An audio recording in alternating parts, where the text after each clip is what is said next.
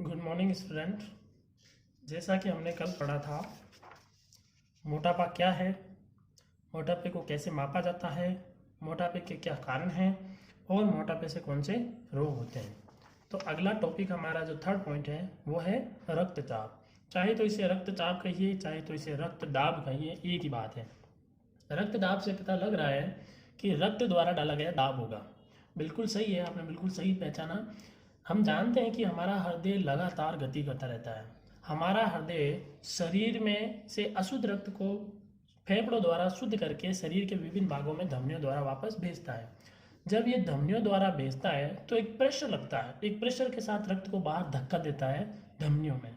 तो वो जब रक्त धमनियों में से प्रवाहित होता है तो वो धमनियों की आंतरिक दीवारों पर एक दाब डालता है और उसी दाब को हम कह रहे हैं रक्त दाब। तो परिभाषा यहाँ पर क्लियर हो गई है कि रक्त वाहिनियों पर रक्त द्वारा डाला गया दाब रक्तचाप कहलाता है। तो हम लिखेंगे रक्त वाहिनियों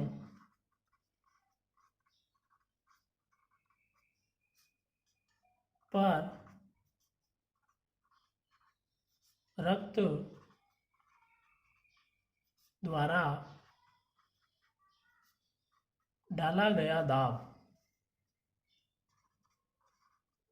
डाला गया दाब रक्तचाप कहलाता है। रक्तचाप कहलाता है यानी रक्त वाहिनियों पर रक्त द्वारा डाला गया दाब रक्तचाप कहलाता है। अब ये जो व्यक्ति का रक्तचाप है ये दो प्रकार से देखा जाएगा। हम जानते हैं कि जब हमारा हृदय संकुचित होता है तब ये ब्लड को फुल प्रेशर के साथ रक्त वाहिनियों अर्थात धमनियों में प्रवाहित करता है, लेकिन संकुचित होने के कुछ समय बाद वापस वो रिलैक्स हो जाता है, इसका मतलब वो शिथिल हो जाता है। तो उस टाइम भी रक्त तो जाएगा लेकिन उसका प्रेशर जो है वो कम हो जाएगा। तो इस आधार पर रक्त को दो भागों में बांट दिया गया है, रक्त के दाब को दो भागों में बांट दिया गया है। तो व्यक्ति के रक्तचाप का मापन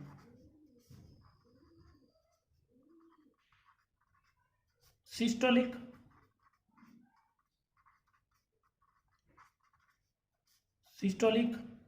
व डायस्टोलिक में मापा जाता है।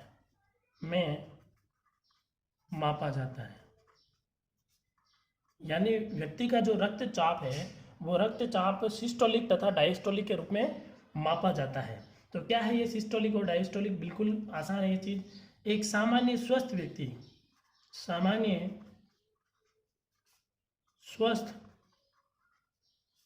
व्यक्ति का रक्तचाप 120/80 mmHg होता है। अब देखिए इसका मतलब समझिए क्या होता है।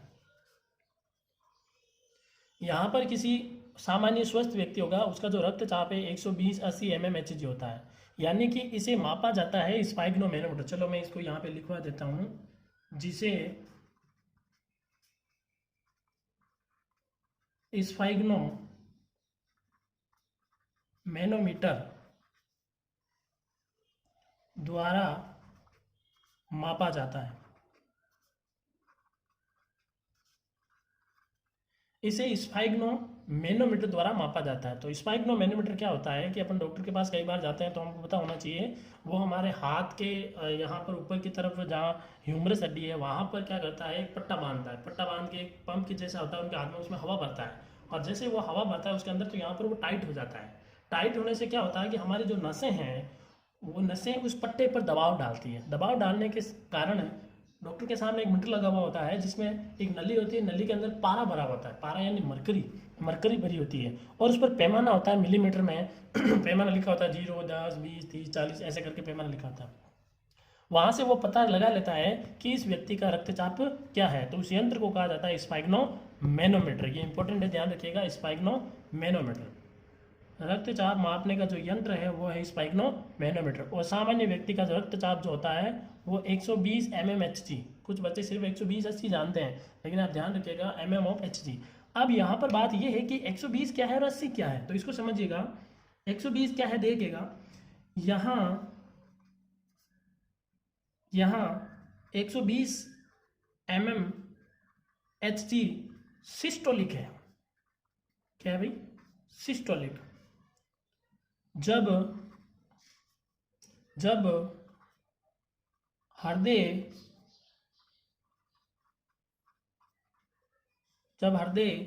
संकुचित अवस्था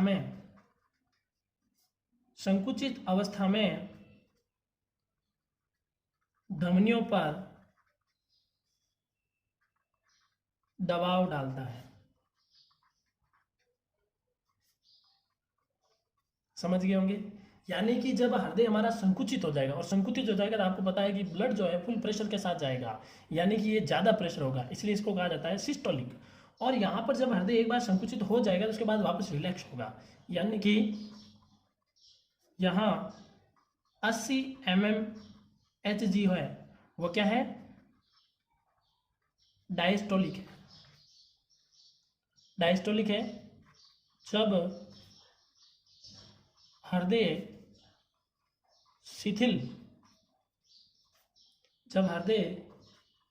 शिथिल अवस्था में धमनियों पर दबाव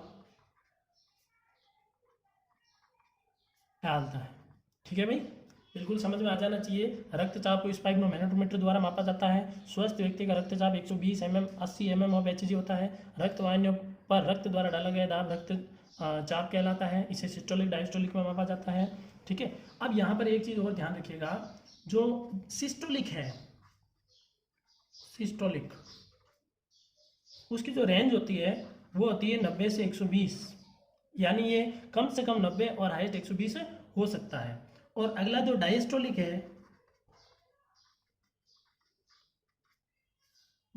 है वो होता है 60 से 80, ये इसकी रेंज है, यानी इनके बीच में होना ही चाहिए।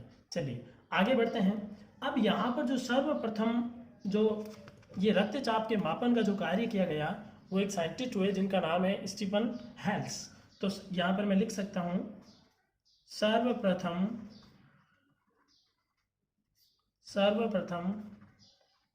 रक्तचाप मापन किसने किया भाई? स्टीफन हेल्स ने। स्टीफन हेल्स ने ये रक्तचाप का मापन जो है ये घोड़ों में किया था। घोड़ों में, यानी कि ये जो रक्तचाप का मापन है सर्वप्रथम स्टीफन हेल्स ने किया है। ये स्टीफन हेल्स ने 1733 में किया, ये भी ध्यान रखिएगा। ये सर्वप्रथम घोड़ों में इसमें मापन किया था। चलिए आप यहाँ तक स्क्रीनशॉट ले लीजिए, अपना ये पेज पूरा भर गया है। यानी रक्तवाहिनियों पर डाला गया दबाव, रक्तचाप वगैरह, स्पाइगनोमैनोमीटर, जो मैंने ये रेड किए हैं, ये कम से कम आप याद रखिएगा, क्योंकि ये एग्जाम में 1 नंबर का क्वेश्चन यहाँ से आने के चांसेस रहते हैं। चलिए आगे बढ़ते हैं।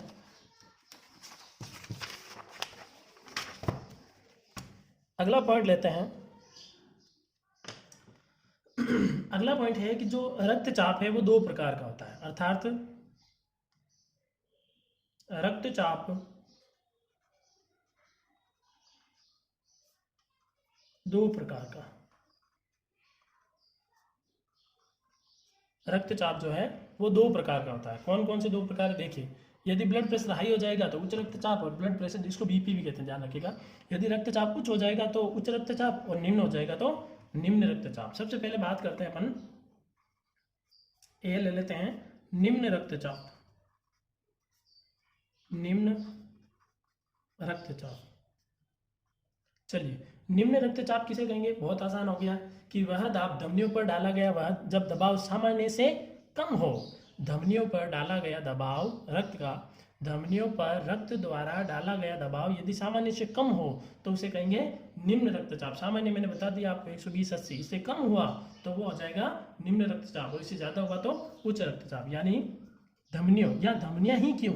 क्योंकि ब्लड जब वापस शरीर के अंदर जाता है तो वह धमनियों के माध्यम से जाता है, और धमनियों में जो दाब है वो सबसे ज़्यादा होता है। तो धमनियों पर रक्त का दाब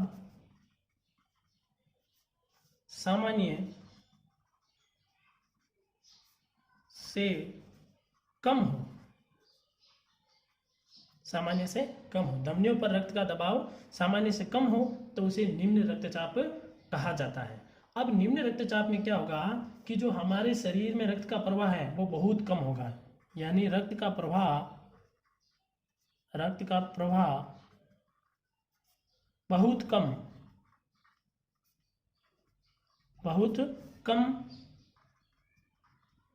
होता है। अब रक्त का प्रवाह बहुत कम होता है तो क्या होगा, अब रक्त हमारे शरीर में बहुत सारे इंपॉर्टेंट भाग है जो कार्य करते रहते हैं, अगर उनमें रक्त नहीं पहुंच पाया टाइम पे तो उनमें किसी भी प्रकार की विकृति या कार्य करने से कार्य भी बंद हो सकता है उनका। तो ऐसे कौन कौन से हैं जिससे मस्तिष्क, गुर्दे यानी कि किडनियां, इसके अलावा हृदय आदि में क्या होगा, में ऑक्सीजन की कमी हो जाएगी,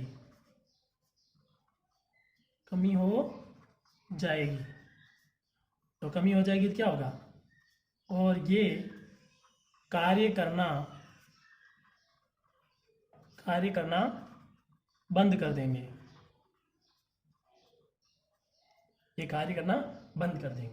यानी कि ये देखिए ब्लड प्रेशर जब कम होता है तो न तो ब्रेन काम करता है, ना गुर्दे काम करता है, ना हृदय काम करता है, और भी बहुत सारे हैं जो काम करना बंद कर देता है। इसीलिए जब बीपी लो होती है तो व्यक्ति ऐसा लगता है जैसे बेहोश हो जा रहा है, क्यों, क्योंकि उसका मस्तिष्क कार्य करना बंद कर देता है। चलिए अगला पॉइंट लेते हैं, बी, उच्च रक्तचाप।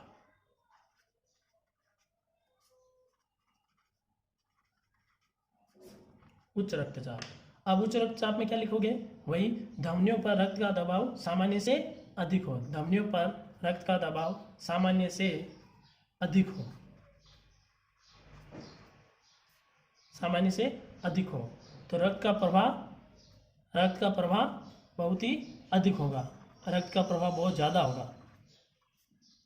अब जितना रक्त चाहिए शरीर को उतना ही मिलना चाहिए, लेकिन अगर अधिक मात्रा में मिलेगा तो उससे हमारे अंग जो है वो बहुत ज़्यादा सक्रिय हो जाएंगे, और जब हमारे अंग बहुत ज़्यादा सक्रिय हो जाएंगे तो इससे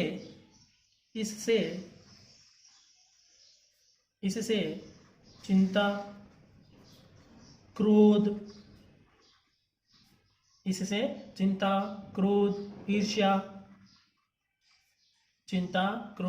ईर्ष्या, भ्रम उत्पन्न हो जाते हैं। समझ गए होंगे, किसी व्यक्ति का ब्लड प्रेशर हाई हो जाता है वो अचानक से बिल्कुल घबराने लग जाता है, शरीर में पसीना पसीना हो जाता है, और उसको चिंता, क्रोध, ईर्ष्या, इस प्रकार के ये जो गुण है, लक्षण जो है वो उत्पन्न होने लगते हैं। तो उच्च रक्तचाप से चिंता, क्रोध, ईर्ष्या, भ्रम आदि उत्पन्न हो जाते हैं। अब ये रक्तचाप जो है ये अनबैलेंस क्यों होता है, उच्च या निम्न, ये क्यों होता है, इसके जो कारण है वो कारण क्या देखिएगा, रक्तचाप के कारण। तो क्या कारण है, कारणों में देखिएगा, सबसे पहले बात करते हैं कि आवश्यकता से अधिक भोजन करना, आवश्यकता से अधिक भोजन करना। कोई व्यक्ति यदि आवश्यकता से अधिक भोजन करना तो उसका ब्लड प्रेशर हाई हो जाता है। इसके अलावा मैदे से बनी खाद्य सामग्री का प्रयोग, मैदे से बनी खाद्य सामग्री का प्रयोग करेगा तो भी इस प्रकार के प्रॉब्लम हो सकती है। चलिए अगला लेते हैं कि भाई ज़्यादा मात्रा में अगर चीनी लेता है कोई व्यक्ति या मसाले खाता है, ज़्यादा मात्रा में चीनी, मसाले, तेल, घी, अचार, मिठाइयाँ और भी हैं, बस इतने आदि से, ठीक है। अगला लेते हैं, आप कुछ व्यक्ति शराब वगैरह भी पीते हैं, व्यायाम भी नहीं करते हैं, तो उसकी वजह से भी हो सकता है। तो अपन और भी ले सकते हैं, जैसे देखिए चाय, सिगरेट, शराब,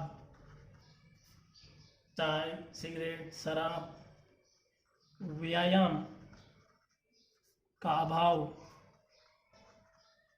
का अभाव आदि से यानी इनसे भी ब्लड प्रेशर जो है हमारा वो अनबैलेंस हो जाता है। चलिए अगला पॉइंट लेते हैं, यहाँ तक आप स्क्रीनशॉट ले लीजिए। अगला पॉइंट लेते हैं अपना जो इस टॉपिक का लास्ट पॉइंट है वो है निवारण। यानी इस प्रकार का अगर रक्तचाप की प्रॉब्लम हो जाए तो क्या निवारण है। देखो कारण ही निवारण है, यानी कारणों को हटा दो तो अपने पास में निवारण निकल कर आ जाएंगे। तो निवारण तो बहुत आसान है, यानी कि हमें ज़्यादा मात्रा में मसाले, चीनी, तेल, घी, अचार, मिठाइयाँ, मैदे से बनी भोजन सामग्रियाँ, शराब, सिगरेट आदि प्रकार की चीज़ों का उपयोग नहीं करना चाहिए। लेकिन इनके अलावा और क्या ध्यान रखना चाहिए उसको देखिएगा। पहला तो आप ध्यान रखना है कि भोजन में पोटेशियम,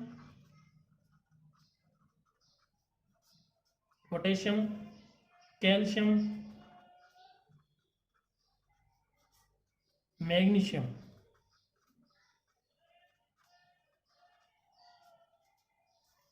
भोजन में पोटेशियम, कैल्शियम, मैग्नीशियम उचित मात्रा में उपस्थित हो। यानी ऐसा भोजन करना चाहिए जिसमें पोटेशियम, कैल्शियम और मैग्नीशियम की मात्रा बराबर उपस्थित हो। इससे भी हमारा ब्लड प्रेशर जो है, रक्तचाप है, वो कंट्रोल में रहता है। इसके अलावा डिब्बे में बंद जो भोज्य सामग्री आती है,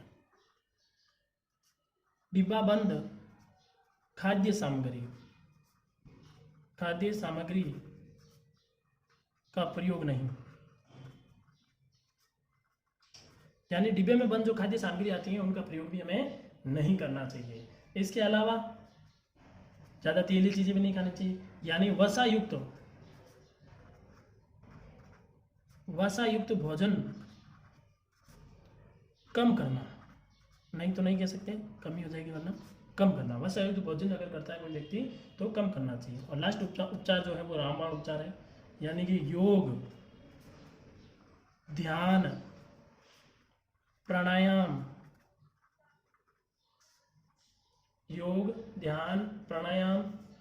नियमित रूप से करना चाहिए, नियमित रूप से करना। चलिए ये पॉइंट हमारा यहीं पर फिनिश होता है। और इस चैप्टर का अगला पॉइंट जो आता है, तीसरा भाग, वो है नशीले पदार्थ। तो तीसरा भाग जो है नशीले पदार्थ,